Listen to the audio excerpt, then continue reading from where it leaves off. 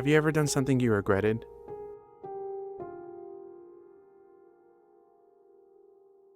What if the thing we've been fighting all along wasn't demons, but karma herself?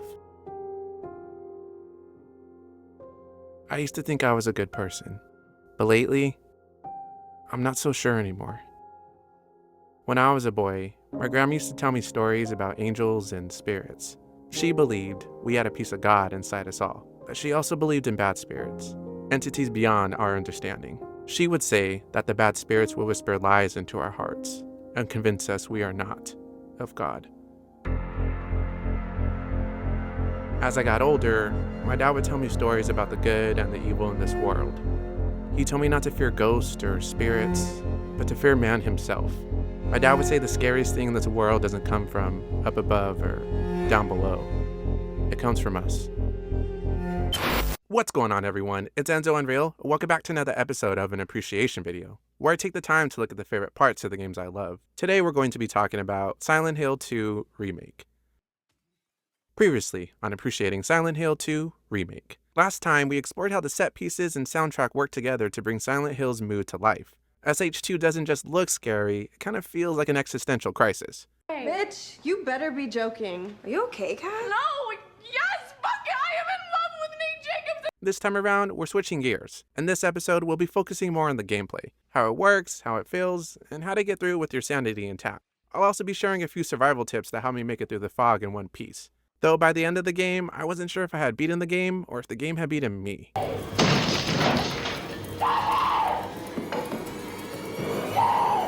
Here's Johnny! So let's just hop right into it. The past never really dies. It waits, patiently, buried under routine, under noise, under the illusion that we moved on. But sometimes, all it takes is silence to hear all the things we've been running from.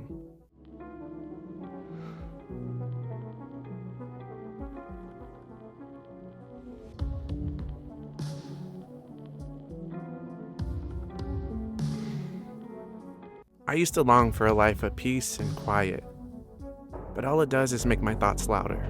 Sometimes silence can be comforting, and sometimes silence is just a way for the emptiness to crawl out. I feel so pathetic and ugly laying here. That's what Silent Hill 2 feels like, because in this town, the real horror isn't about what's chasing you. It's what you're running away from. And sure, there's combat, there's exploration, but half the time you're just limping down a hallway, low on ammo, and trying to remember whether or not you checked that locked door for the 5th or 6th time. Welcome to Silent Hill. What the hell?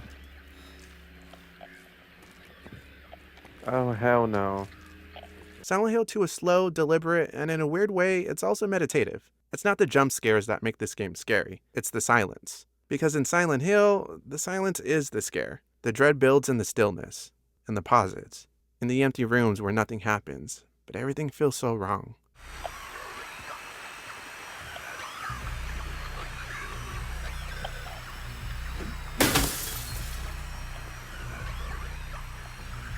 The atmosphere itself becomes part of the gameplay experience, and as you explore, it starts to feel like something's watching you.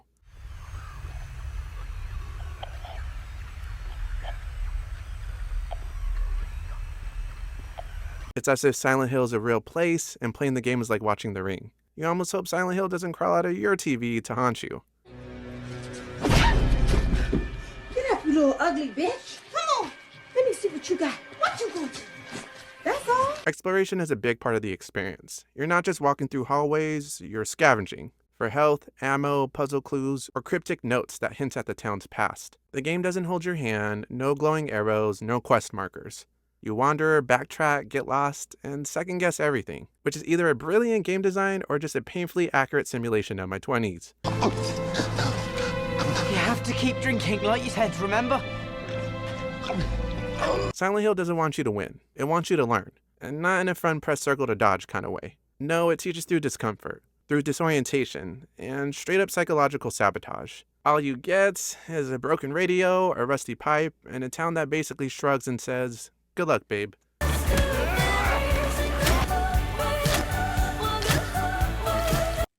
Silent Hill 2 doesn't empower you. It unsettles you, Players take control of James Sunderland. He's no soldier, he's no weapon expert, and he's definitely no Leon Kennedy. The combat is smooth, but it's also a little clunky by design. This isn't an action horror game, it's a psychological one. Every awkward swing and missed dodge reminds you that James is just a regular dude. At the start of the game, you're barely given enough resources to survive.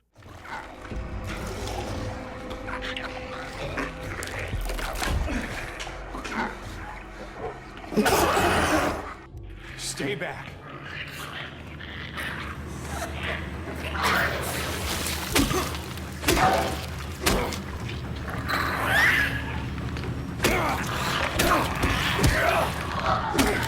But as you progress, you find stronger weapons. And just when you start to feel confident, the enemies evolve too.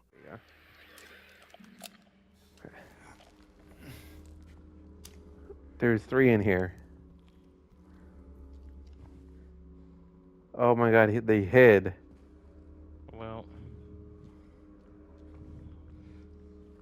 Oh my god. Oh shit! You'll face everything from the crawling lying figures, to twisted mannequins, to the iconic nurses.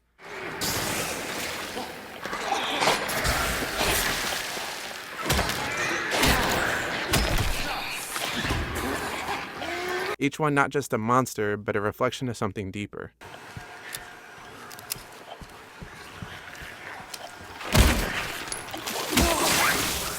But let's talk about the boss fights for a second. The bosses in Silent Hill 2 aren't there to test your reflexes. They're mostly there to mess with your head. Most of them don't even look like traditional monsters. They kind of look like physical manifestations of trauma.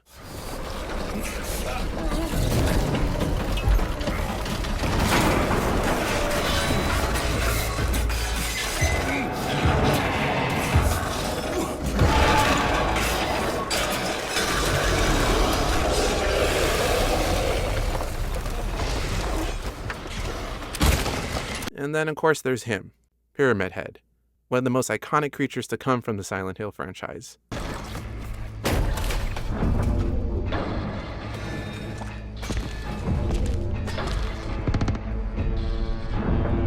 There are a lot of interpretations of what Pyramid Head represents. Some say he's James's guilt. Others say he's a symbol of judgment. But the way I see it, he's not just a monster, he's a guide, a reaper.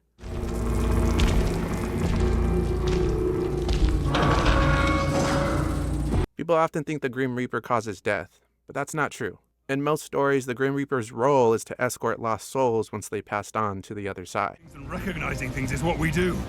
And you are absolutely a thing. I was put here at the dawn of life on Earth to feed on the last breath of every one of you fuckers. And maybe that's what Pyramid Head is. Not a villain, but a guide. A necessary one. He's not there to punish James, he's there to reveal him. And maybe in doing so, he reveals something about us too. I was going to say something witty and cutting and brutal before I finished you off. But fuck it. Okay, let's talk about survival. If you're playing Silent Hill 2 like it's Resident Evil 4, you're gonna have a bad time. This isn't a game where you flex your inventory. This is a game where you conserve your ammo and dodge enemies if you can. Thingy. Oh shit!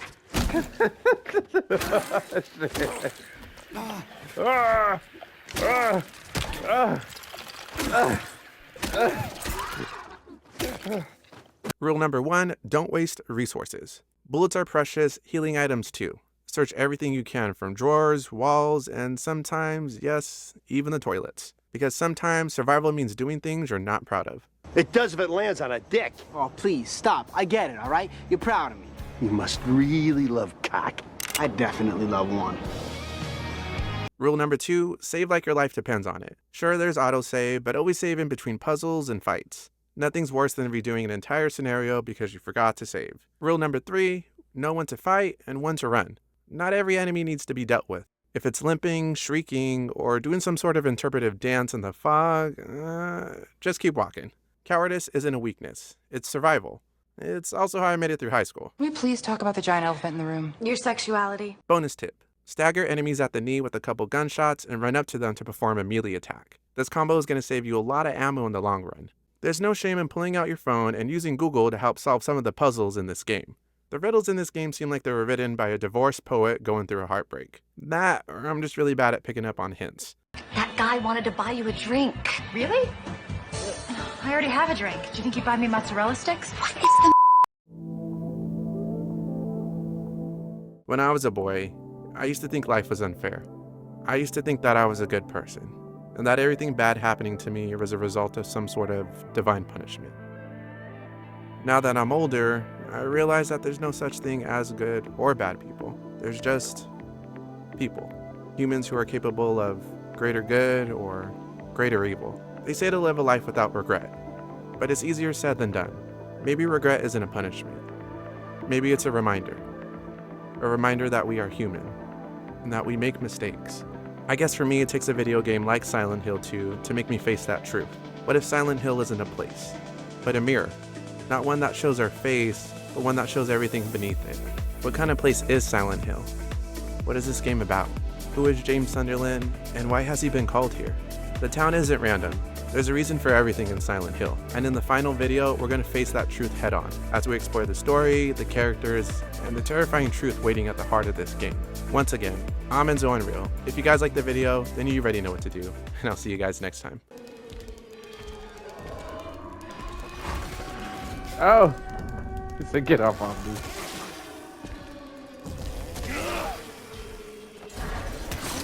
Oh!